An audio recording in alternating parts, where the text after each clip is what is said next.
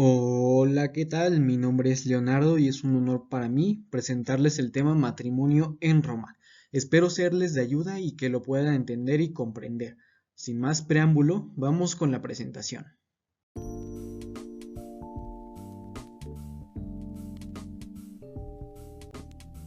En esta introducción veremos las características fundamentales del matrimonio en el derecho romano.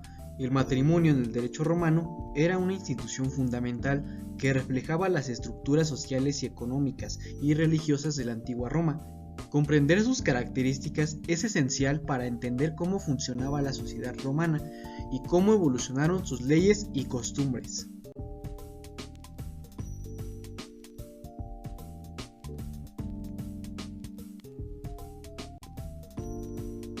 En este caso veremos el concepto de matrimonio en Roma y definiciones clásicas.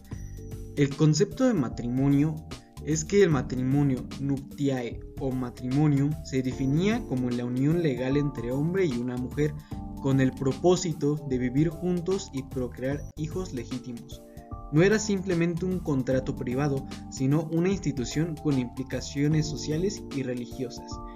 En definiciones clásicas podemos encontrar el modestino, que era el matrimonio, que es la unión de hombres y mujeres, implicando un corcio para toda la vida y una comunicación de los derechos divinos y humanos.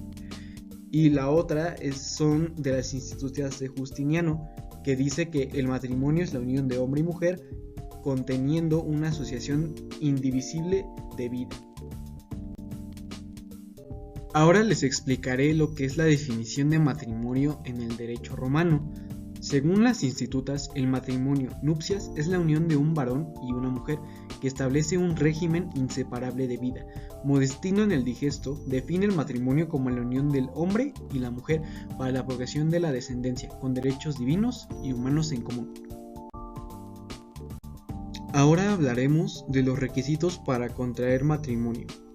Para que una pareja pudiera casarse bajo el derecho romano, debían cumplir con ciertos requisitos.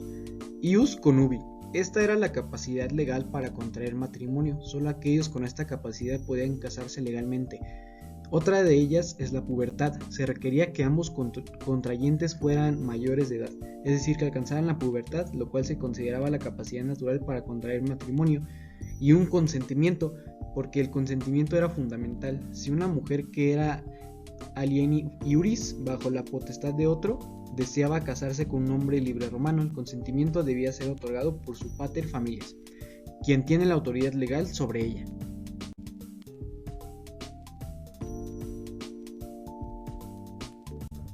Ahora les explicaré de una manera breve qué era el concubinato.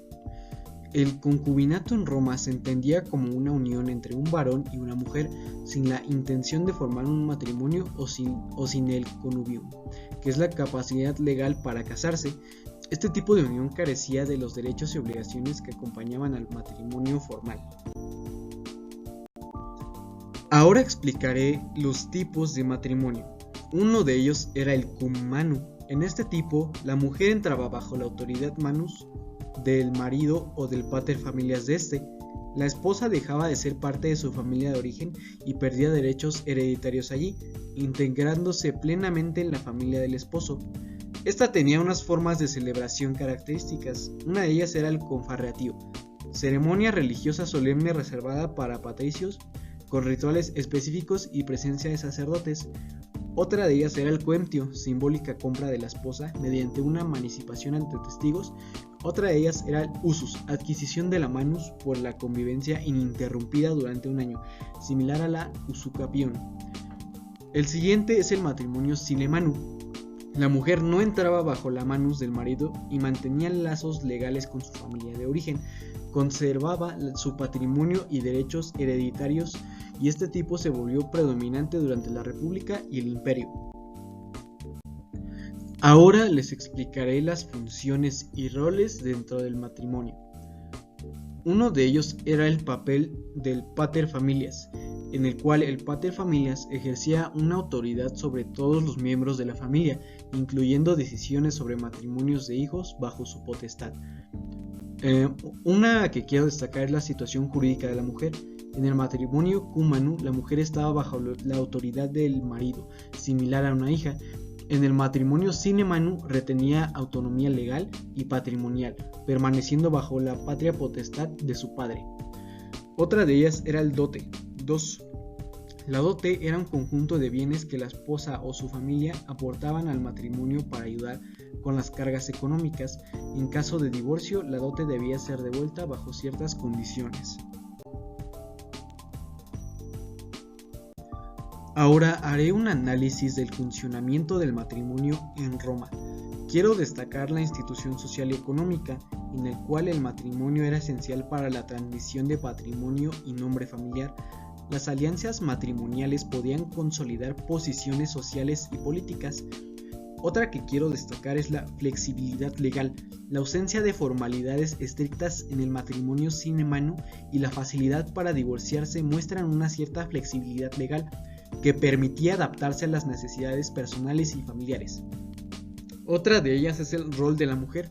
Aunque limitada por estructuras patriarcales, la mujer en un matrimonio sine manu podía tener una cierta independencia económica y legal, influenciando decisiones familiares y gestionando su patrimonio. Otra que me gustaría aclarar es la influencia religiosa y moral. Las prácticas matrimoniales estaban influidas por creencias religiosas y normas morales. El culto doméstico y los rituales asociados al matrimonio reflejaban la importancia de los dioses y ancestros en la vida familiar.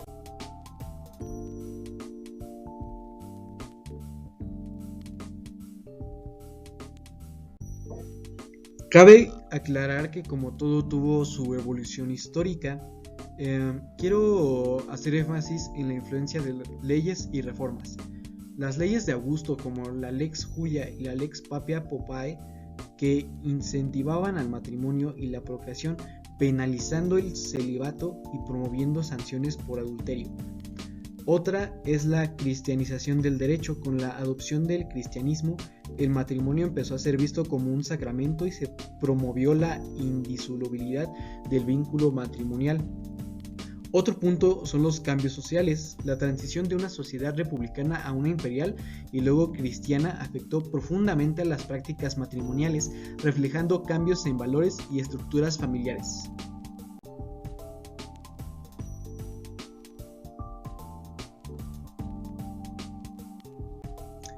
Matrimonio en tiempos arcaicos y disolución.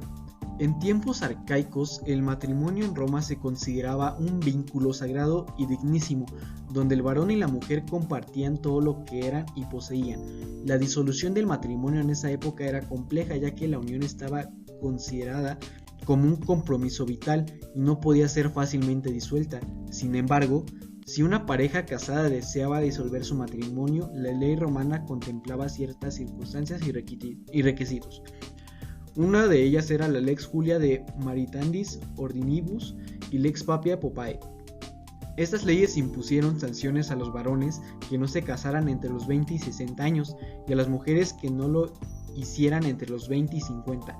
Esto refleja la importancia social y legal del matrimonio en Roma, así como la presión para mantener uniones matrimoniales.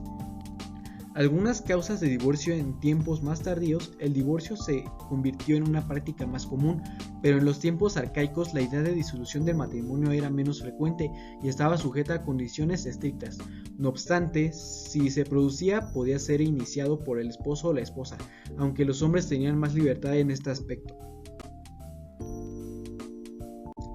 Como ya mencionamos anteriormente en la disolución del matrimonio, hay otros aspectos, como por muerte o capitis de minutio.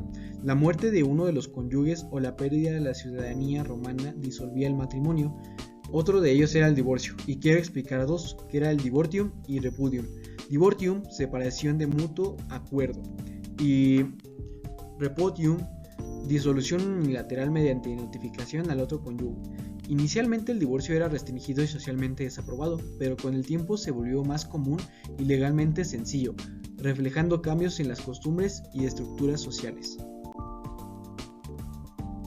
Y hasta aquí llegamos con esta presentación. Concluimos que el matrimonio en el derecho romano era una institución compleja, que combinaba elementos legales, sociales, económicos y religiosos. Su evolución a lo largo de los siglos reflejaba cambios profundos en la sociedad romana, desde una rígida estructura patriarcal hacia formas más flexibles y personalizadas de unión conyugal.